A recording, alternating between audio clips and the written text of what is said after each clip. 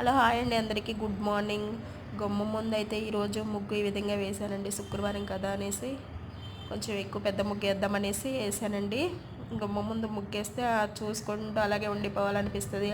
అలాగే దేవుడి ముందు ఎక్కువ పూలు పెట్టి దీపారాధన చేసి అక్కడే కూర్చోవాలి అనిపిస్తుందండి. అలాగే ఇక్కడ కిచడీ చేశానండి. క్యారెట్ ఆలు వేసాను, బిర్యానీ ఆకు కూడా వేసాను, కొంచెం ఫ్లేవర్ బాగుంటుంది కదా అనేసి. ఇక్కడైతే దోసకాయ టమోటో పప్పు చేశానండి. అలా కలిపేస్తూ ఉంటే కొంచెం పొగలనేవి బయటికి పోయి వేడనేది తగ్గుతుంది కదండి. అందుకే కలిపేస్తూ ఉన్నాను. కొంచెం మూత పక్కకు పెట్టేస్తే ఫ్యాన్ వేసామంటే కొంచెం వేడి చల్లారుతుంది. ఇక్కడికి వచ్చేసి మా అబ్బాయి పరవన్నం కావాలని అడుగుతున్నాడు రోజును. అయితే కొంచెం చేద్దామనేసి కొంచెమే తయారు చేస్తున్నానండి పరవన్నం అయితేను. ఇక్కడికి వచ్చేసి పూజా విధానం అండి.